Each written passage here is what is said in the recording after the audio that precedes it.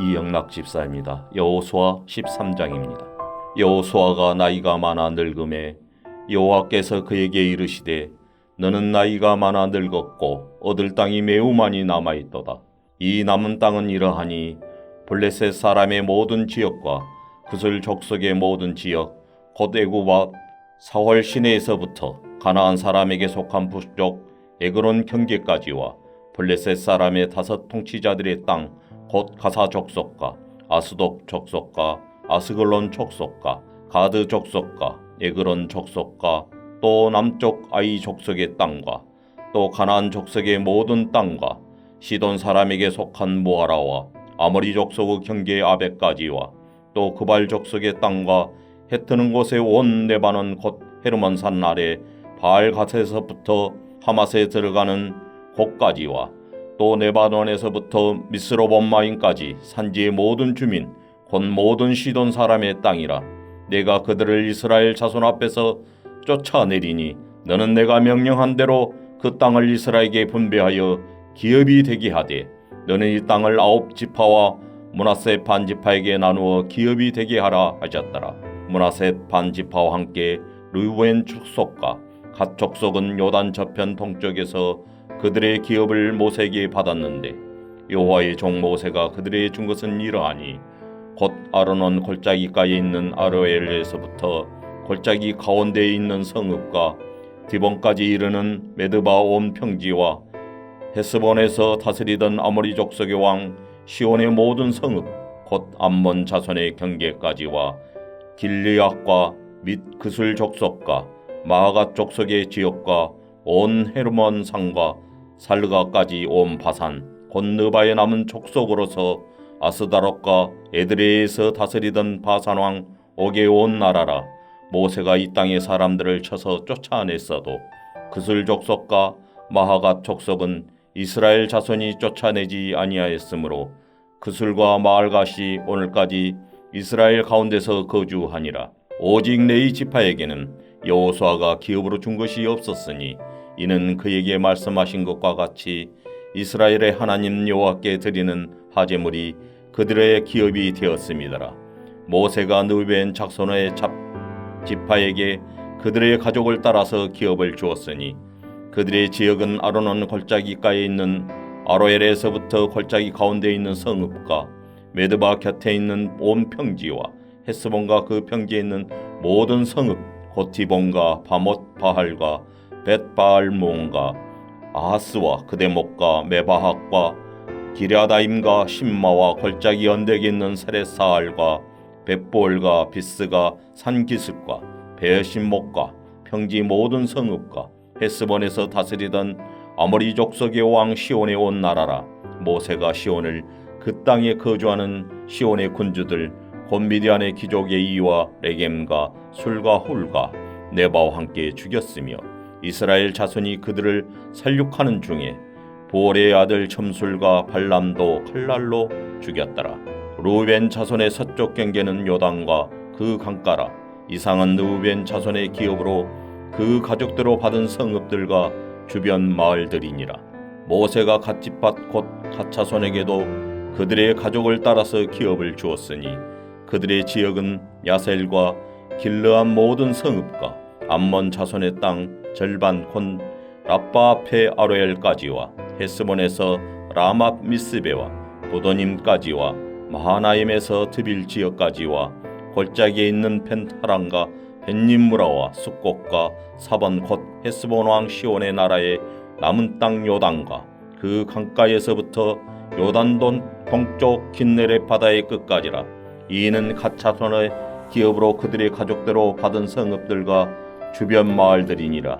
모세가 므낫셋 반지파에게 기업을 주었으되 므낫셋 자손의 반지파에게 그들의 가족들에 주었으니 그 지역은 마하나임에서부터 온 바산 곧 바산왕 옥의 온 나라와 바산에 있는 야일의 모든 고을 60성읍과 길르앗 절반과 바산왕 옥의 나라 성읍 아스다롯과 에드레이라. 이는 므낫세의 아들 마길의 자손에게 돌린 것이니 곧 마길 자손의 절반이 그들의 가족대로 받으니라.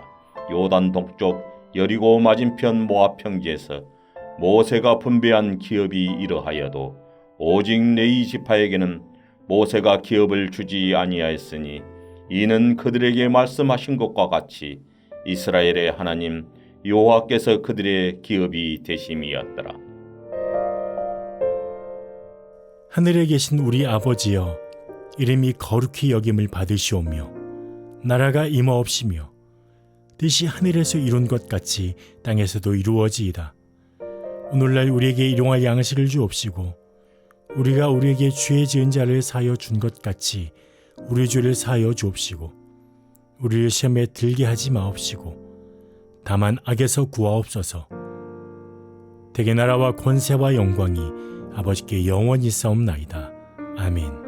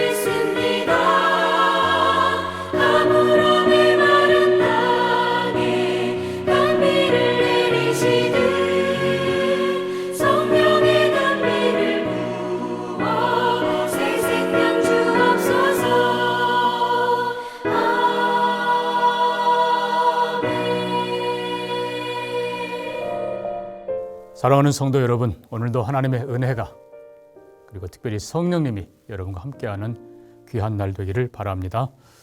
오늘 살펴볼 하나님의 말씀은 요엘서 2장입니다.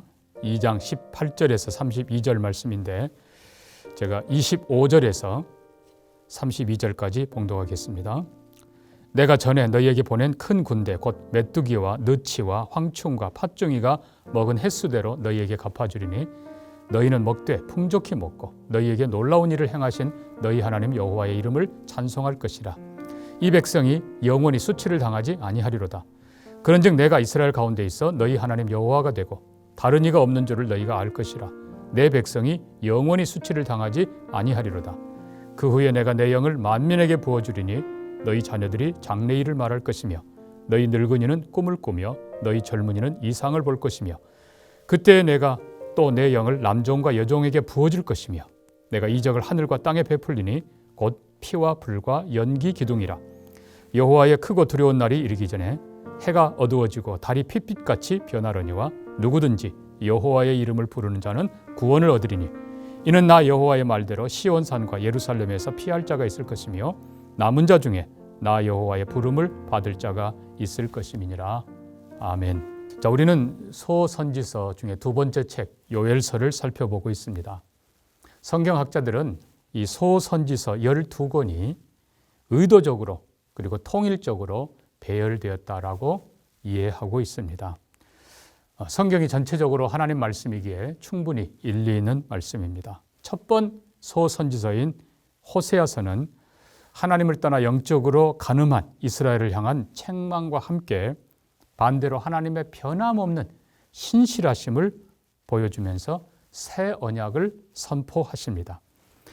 두 번째 소선지서인 요엘서는 타락하고 간음한 이스라엘을 향한 하나님의 심판을 먼저 선고합니다.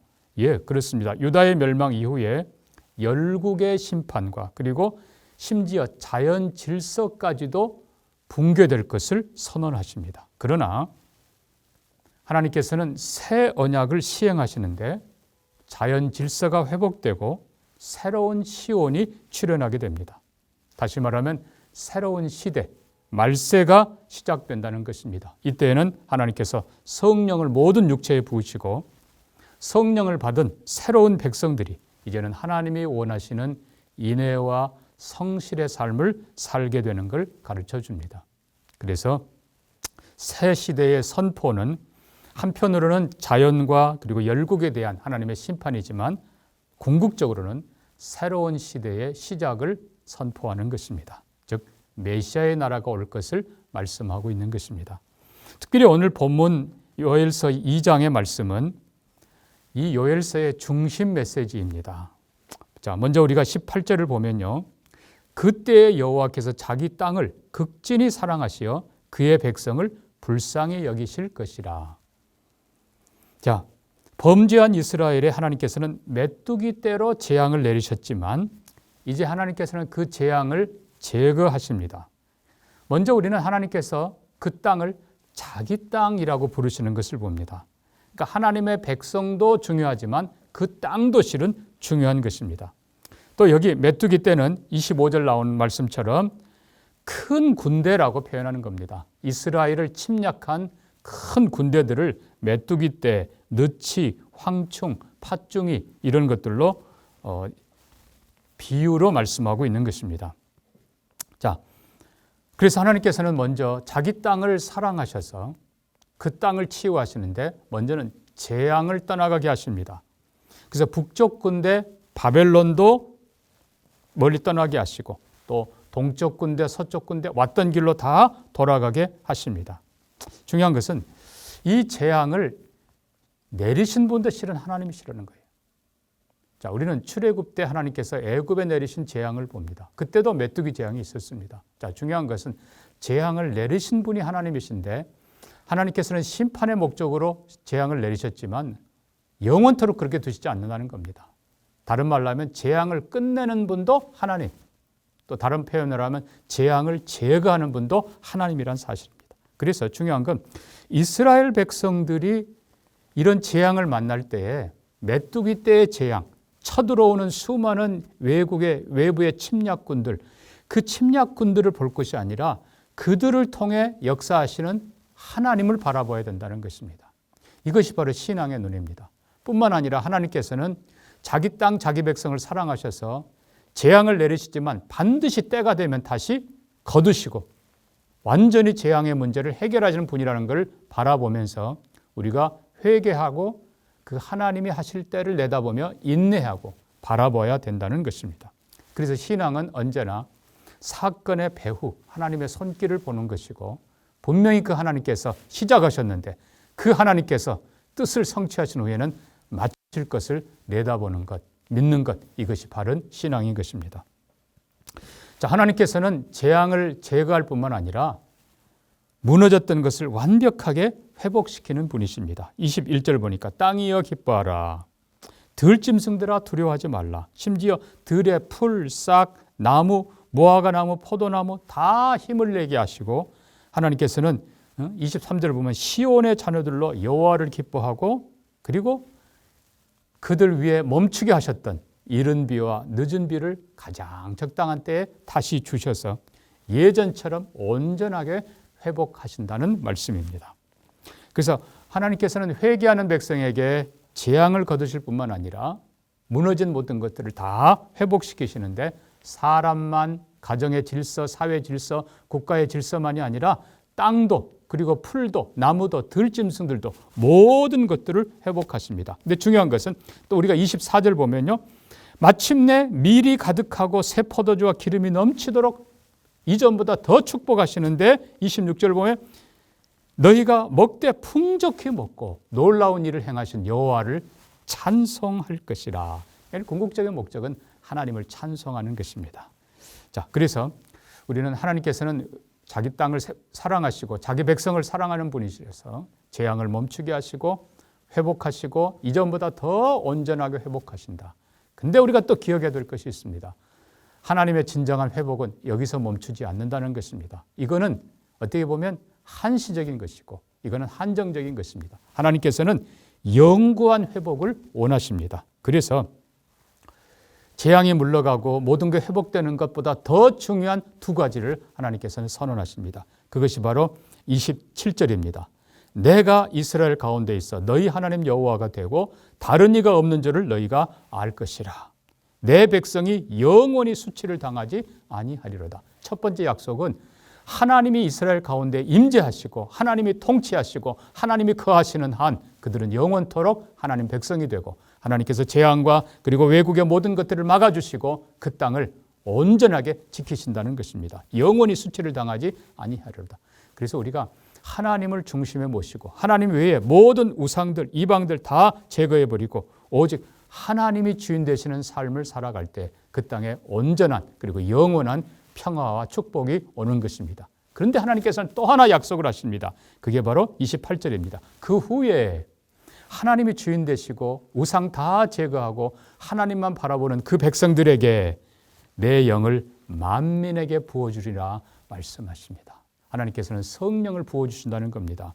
근데 여기서 젊은이, 늙은이, 남녀, 종들 뿐만 아니라 만민에게라는 표현을 씁니다. 그리고 이 표현이 사도행전에 오면요, 말레 혹은 말세라고 표현되고 있습니다. 그러니까 하나님께서는 구약의 이스라엘 백성들에게 범죄하면 재앙을 내리시고 회개하면 회복하시고 이런 과정들을 통해서 궁극적으로 예수 그리스도 그리고 하나님이 주인 되시는 나라 그 나라를 세우시고 마지막에 성령을 부으셔서 이제는 우상 제거하고 하나님만 섬기는 축복의 시대, 축복의 나라를 세우신다는 것입니다. 자, 그래서 내가 내 영을 만민에게 부어주리라. 실은 이 말씀은 에스겔도 예언하고 있습니다. 에스겔 36장 25절 이하에 보면 맑은 물로 너희를 뿌려 깨끗하게 하고 그리고 우상을 섬기면서 정결케 하고 하나님께서는 이렇게 깨끗하게 정결케 한 후에 26절에 새 영을 너희 속에 두고 새 마음을 너희에게 두어서 너희가 내 율례를 행하게 하리라. 예, 인간의 연약한 모습, 선보다 악을 더 좋아하는 부패한 모습으로는 하나님의 율례를 행할 수가 없습니다. 그러나 하나님께서는 더러운 곳에 영을 부으시지 않습니다. 회개하고 하나님 바라보는 곳에 하나님께서는 그의 영을 부으시고 우리의 속사람을 새롭게 하시고 성령의 도움으로 말미암아 하나님의 율례를 행하고 하나님을 기쁘시게 하는 거룩한 삶을 살도록 도우시는 분이십니다. 자, 그래서 여기 하나님의 영이 임한다라고 하는 것은 양면입니다. 한편으로는 하나님의 영이 더럽고 악한 것을 심판하는 심판이에요. 그러나 또 다른 한편으로는 거룩한 능력을 주셔서 하나님을 바로 섬기게 하는 축복이 되는 것입니다. 마치 하늘에서 불이 임할 때도 똑같습니다. 하늘에서 내리는 불이 번제물을 태웁니다. 한편으로는 번제물을 뭐예요? 죄가 다 거기 모아진 것입니다. 죄를 전가시키는 거예요. 그 죄 덩어리를 하나님께서 불로 태우시는 심판입니다. 그러나 또 한편으로는 하나님의 임재와 하나님의 능력, 하나님의 살아계심을 보여주는 확증이 되는 것입니다. 말씀을 맺습니다. 사랑하는 성도 여러분, 자, 환난의 때도 그렇습니다. 한편으로는 마지막 성령이 임할 때는 하나님의 영광이 드러나지만 또 한편으로는 하나님의 이적이 나타납니다. 피와 불과 연기, 심판의 역사가 펼쳐지는 것입니다. 우리가 해야 할 일은 딱 하나입니다. 누구든지 주의 이름을 부르는 자는 구원을 받으리라. 우리는 마지막 때 예수의 영, 예수의 이름, 성령의 영으로 하나님의 이름을 부르고 예수 그리스도의 이름을 불러 온전한 하나님 백성이 되고 또 그 이름을 부르기에 합당한 거룩한 백성들이 돼야 할 것입니다. 오늘 이 말씀의 축복이 우리의 모든 것이 되기를 주의 이름으로 축복합니다. 함께 기도합니다. 하나님 아버지, 하나님의 임재와 통치가 함께하는 영광의 나라가 되게 하여 주시옵소서. 그래서 우리가 죄와 악을 버리고 우상 숭배를 버리고 하나님만 섬기는 온전한 백성이 되어 예수 그리스도 안에 성령의 능력으로 하나님이 기뻐하는 삶을 살아가도록 복을 내려 주시옵소서. 하나님 아버지, 특별히 기록에 의하면 작년 미국에 마약을 과다 복용하여 사망한 자가 9만 3천 명이라고 합니다. 하나님, 미국뿐만 아니라 전 세계에 젊은이들에게 은혜를 베풀어 주시옵소서. 성령이 젊은이들에게 임하게 하시고 꿈을 꾸게 하고 이상을 보게 한다고 했는데, 하나님, 이 땅의 젊은이들이 마약이나 악한 다른 것들이 아니라 성령을 받게 하시고 하나님의 뜻을 행하는 거룩한 백성들 되게 해 주시옵소서. 하나님, 이른 비도 중요하고 늦은 비의 축복도 중요하고 그리고 만물이 회복되는 것도 중요하지만 언제나 하나님과 동행하는 우리가 되게 하시고 성령을 사모하는 우리가 되게 하여 주시옵소서. 그래서 하나님의 뜻이 우리의 비전이 되게 하시고 예수 그리스도의 성품이 우리의 인격이 되게 하시고 성령님의 권능이 우리의 능력이 되도록 축복하시고 마지막 시대를 하나님의 백성답게 거룩하고 존귀하게 살아가도록 복을 내려 주옵소서. 감사하며 예수님 이름으로 기도합니다. 아멘.